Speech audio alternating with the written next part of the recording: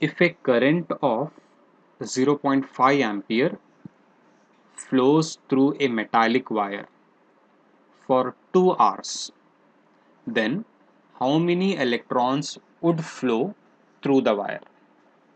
If a current of 0.5 ampere flows through a metallic wire for 2 hours, then how many electrons would flow through the wire? यहाँ पे पूछ रहे हैं एक wire में कितने इलेक्ट्रॉन्स फ्लो होते हैं जब 0.5 एम्पियर करंट आप 2 आवर्स के लिए फ्लो अलाउ करते हैं, फ्लो होने के लिए अलाउ करते हैं, right?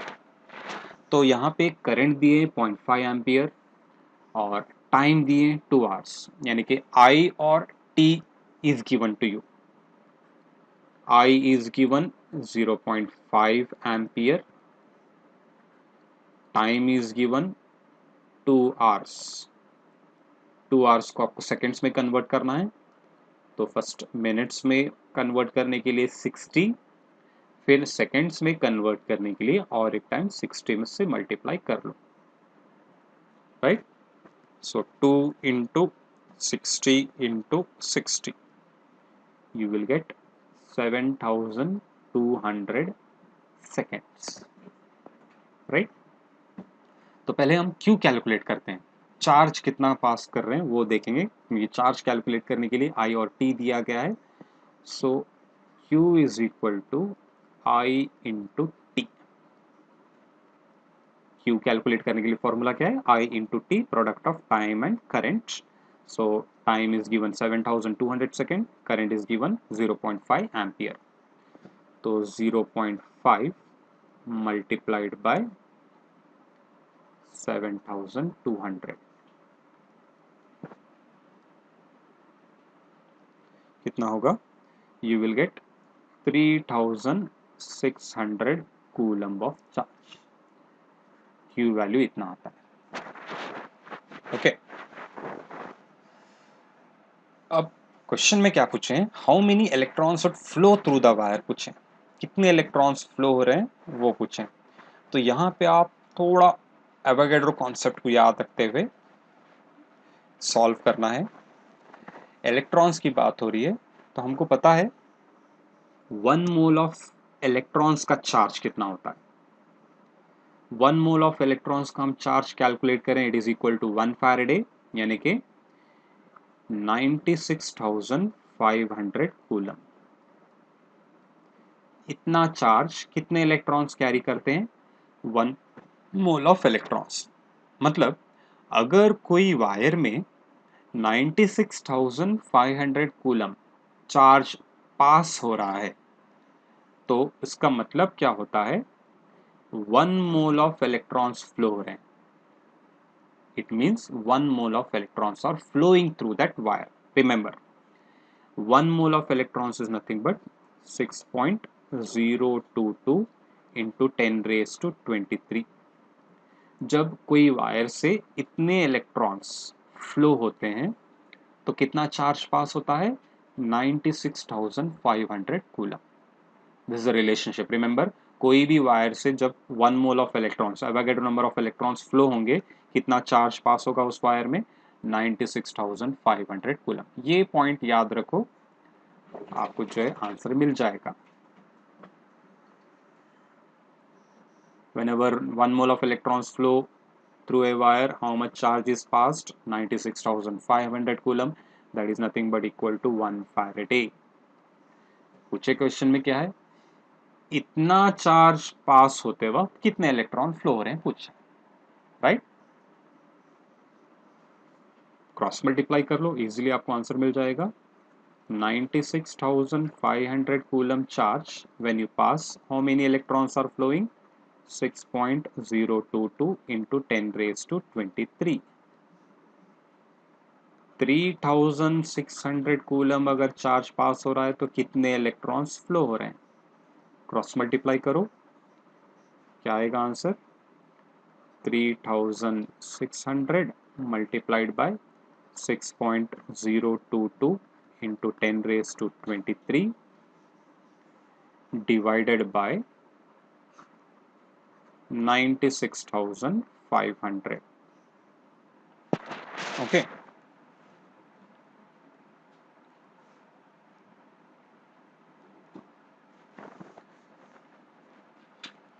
you will get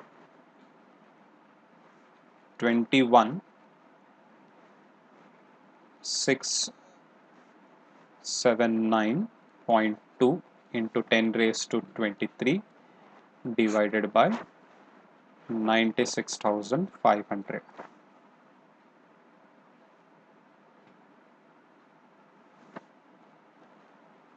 0.22 into 10 raise to 23 आएगा, या फिर फाइनल आंसर यहाँ पे लिखता हूँ, इसको साइंटिफिक फॉर्म में लिखेंगे 2.2 इंटू 10 रेज टू 22 इलेक्ट्रॉन्स। एक डेसिमल आगे बढ़ा दो, पावर कम हो जाएगा। 2.2 into 10 raise to 22 electrons will be flowing through the wire, right.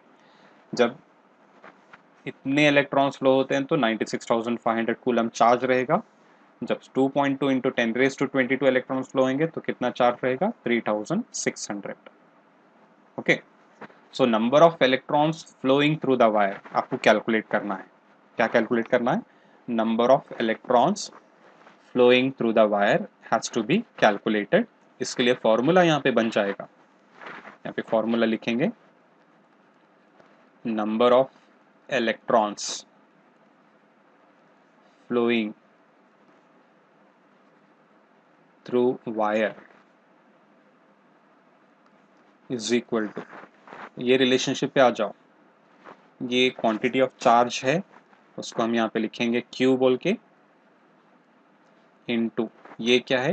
Avogadro number, इसको मैं लिखता हूँ Na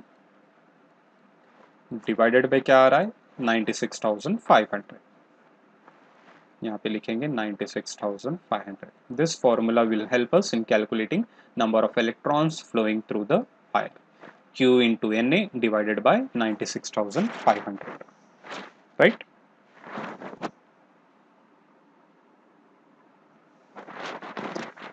Consider the reaction Cr2O72 minus plus 14H plus 6 electron gives 2 Cr3 plus 7 H2O.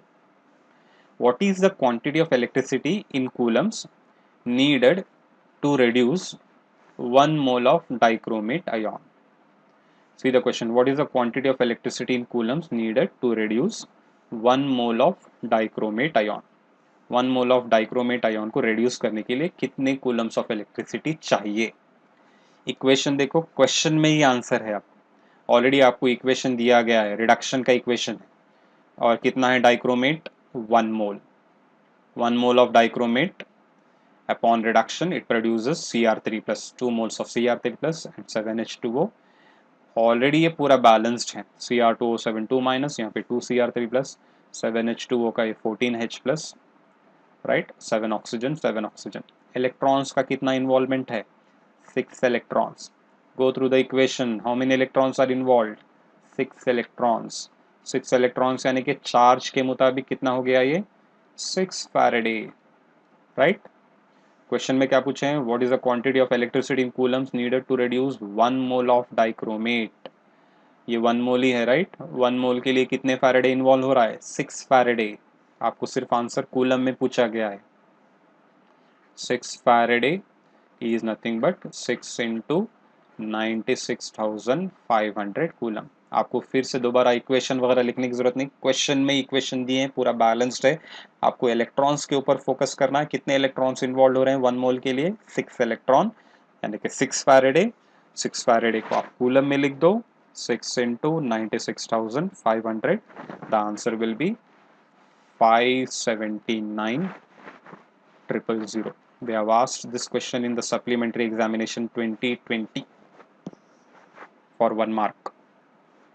Okay, so answer is 5,79,000 coulomb. Test के questions हैं। Faraday's first law gives relationship between mass and charge. Charge carried by 0.1 mole of electrons. 1 mole of electrons carry 96,500 coulomb, whereas 0.1 mole, एक decimal पीछे लेना है, यानी कि 9650 will be the answer, right? How many farad of electricity is required to deposit 40 gram of calcium? Atomic mass. Okay, अभी solve करें, Ca2 plus 2 electron gives Ca, 40 ग्राम deposit होता है। 2 फैराडे जब पास करते हैं तो 40 ग्राम कैल्शियम डिपॉजिट होगा, right? Correct answer is second. Which one is the correct equation that represents the first law of electrolysis? M दिए हैं, W के बदले M दिए हैं, so W is equal to ZIT, IZT बोल के दिए हैं, रीअरेंज कर लो। 1 farad is equal to 96,500 coulomb. When 1 farad of electric current is passed, the mass of substance deposited is equal to, जब भी n farad पास करते हैं, substance will be equal to 1 gram atomic mass, यानी कि 1 ग्राम मोल बोल सकते हैं।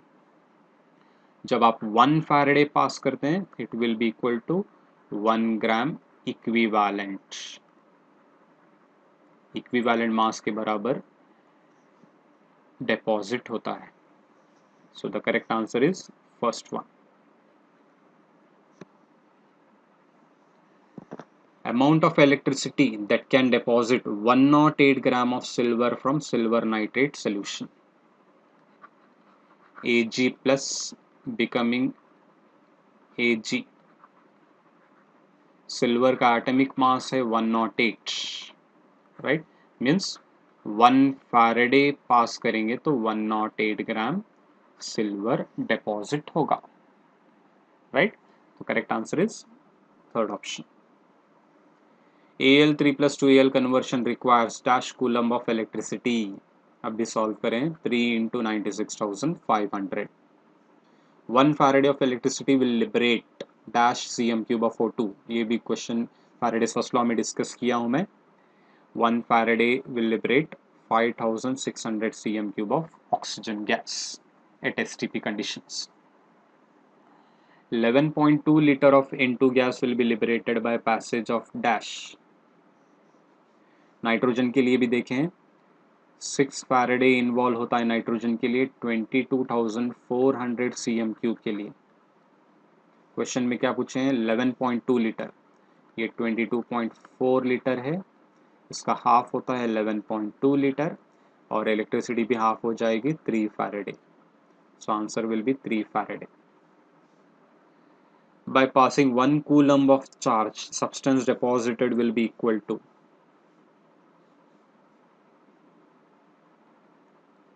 n फैराडे, यानी कि n into 96,500, it gives equal to 1 gram mole.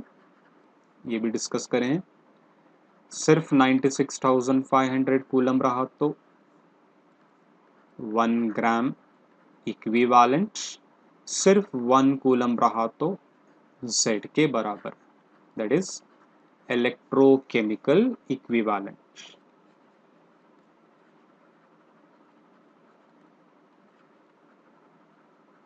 electrochemical equivalent, right? Correct answer is C. 1 ampere of current is passed for 1 second through an electrolyte. Substance deposited at cathode is, electrochemical equivalent is 0.018. Q is equal to I into T. 1 ampere current you are passing for 1 second, it is nothing but 1 coulomb. 1 coulomb is equal to what? It is equal to electrochemical equivalent. जब भी आप 1 coulomb charge पास करते हैं, substance कितना deposit होता है, उसके electrochemical equivalent के बराबर। क्वेश्चन में ऑलरेडी इलेक्ट्रोकेमिकल इक्विवेलेंट वैल्यू दिए हैं 0.018, तो आंसर भी आपका 0.018 ही रहेगा, right? Out of sodium, magnesium and aluminum, which metal deposits in large quantity when 1 Faraday of electricity is passed? अभी डिस्कस करें, smaller the charge, more amount of substance will be deposited. सबसे कम charge किसका है, sodium का है, तो ये ज्यादा क्वांटिटी में डिपॉजिट होगा।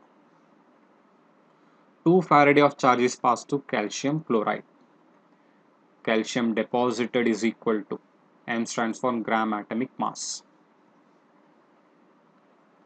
Ca2 प्लस 2 इलेक्ट्रॉन अभी डिस्कस करें इक्वल टू Ca अपने मोलार मास एटॉमिक मास के बराबर डिपॉजिट होता है कब 2 फैराडे पास करने के बाद. So 2 Faraday of charge when you pass, it will be deposited equal to m. 1 Faraday pass करें तो m by 2, 2 Faraday pass करें it will be equal to m. MnO4 minus to Mn2 plus requires अभी discuss करें change in oxidation number is 5 units, so 5 Faraday. Option 3. Right? So these are the answers for the different questions. एक question बचा है अभी, second law पे based है.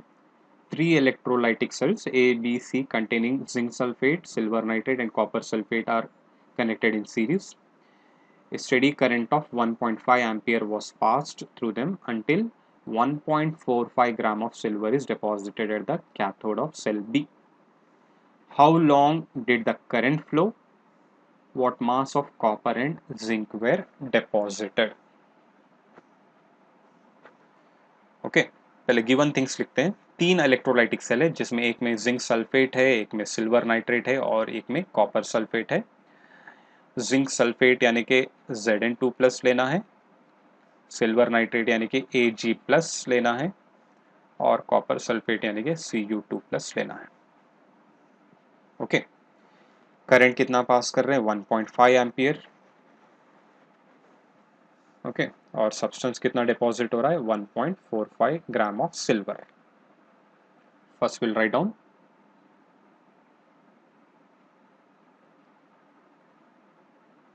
यहीं पे सॉल्व करता हूं.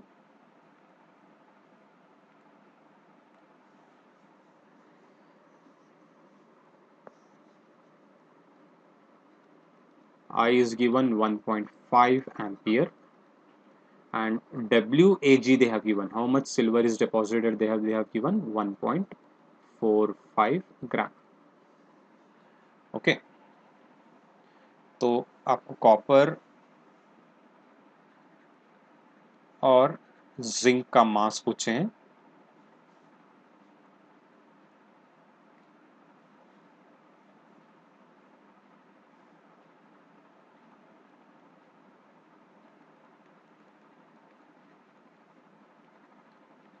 Silver mass is given 1.45 gram. Zn mass is asked and copper mass is asked. Silver से ही स्टार्ट करेंगे.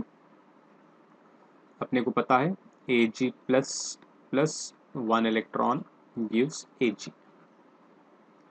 मीन्स 96,500 कूलम चार्ज पास करने के बाद 108 ग्राम सिल्वर डिपॉजिट होता है. ओके, अब यहाँ पे ऑलरेडी आपको कितना सिल्वर डिपॉजिट हुआ वो दिए हैं 1.45 ग्राम. टाइम नहीं दिए तो आपको पहले टाइम कैलकुलेट करना है. तो टाइम कैलकुलेट करने के लिए हम वही फॉर्मूला यूज करेंगे. W is equal to E into I into T divided by 96,500. Time calculate करना है. T इज इक्वल टू क्या हो जाएगा W into 96,500 divided by equivalent mass of silver 108 है into current is 1.5 ampere given. See how much you will get. W भी दिए हैं 1.45 ग्राम into 96,500 divided by 108 into 1.5. कितना होता है 1.45 into 96,500. You will be getting 139,925 divided by 108 into 1.45. You will get 156.6. Divide कर लो 139,925 divided by 156.6. You will get 893.5 seconds. This is the time required. ये पहला part हो गया क्वेश्चन का. For how much time the current will flow they have asked. So it will be equal to 893.51 or 893.5 seconds. Right? अब WZN और WCU calculate करने के लिए हम सेकेंड लॉ अप्लाई कर सकते हैं. Faraday second law of electrolysis, क्योंकि सिल्वर का पता है हमको, सिल्वर के साथ आप रिलेट कर सकते हैं.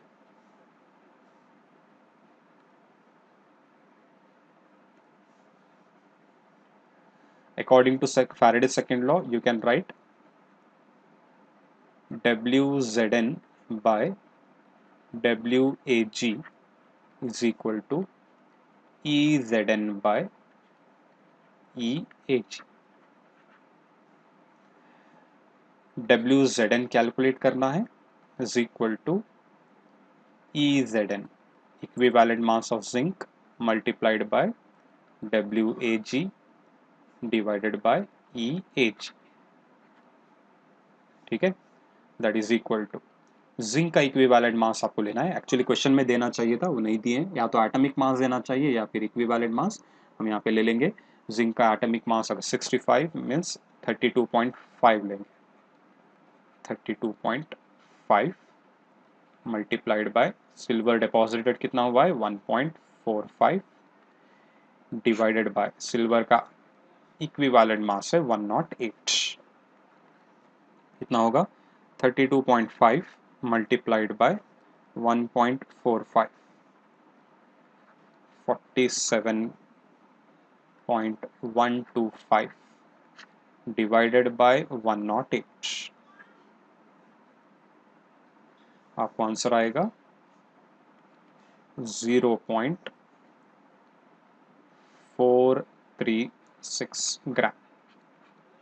0.436 ग्राम. This is the amount of zinc deposited at the electrode. उसी तरह कॉपर का करेंगे. WCU divided by WAG, that is equal to ECU by EAG. WCU is equal to ECU multiplied by WAG divided by EAG. Copper का equivalent mass, copper का atomic mass अगर हम 63.5 लेंगे, 63.5, okay, तो 31.75 होगा उसका इक्विवेलेंट मास. डिवाइडेड बाय 2 कर लो, उसका इक्विवेलेंट मास मिल जाएगा. इनटू 1.45 सिल्वर का मास डिपॉजिटेड डिवाइडेड बाय सिल्वर का equivalent mass 108. Okay, so 31.75 into 1.45, you will get 46.038 divided by 108. Answer is 0.426 gram. Shear तीनों सीरीज में कनेक्टेड थे. सबसे ज़्यादा क्वांटिटी में सिल्वर डिपॉजिट हो रहा है 1.45 क्योंकि इसका चार्ज कम है. उसके बाद जिंक डिपॉजिट हो रहा है 0.436. उसके बाद हो रहा है कॉपर, इसका भी चार्ज सेम है लेकिन डिपॉजिट हो रहा है 0.426. जब चार्जेस सबसे कम जिसका होता है वो ज़्यादा क्वांटिटी में डिपॉजिट होगा. अब दोनों जब चार्ज सेम है तो दोनों क्वांटिटी सेम डिपॉजिट होना था, लेकिन अब क्या करना है आपको, इनके एटॉमिक मासेस या इक्विवेलेंट मास देखने. जिसका एटॉमिक मास या इक्विवेलेंट मास ज़्यादा है वो ज़्यादा क्वांटिटी में डिपॉजिट होगा. इस वजह से जिंक ज़्यादा, उसके बाद copper. Right, so when the species are having same charges, check their atomic masses. Species with higher atomic mass or higher equivalent mass, that is species with higher atomic mass itself, will be deposited in larger quantity. Okay.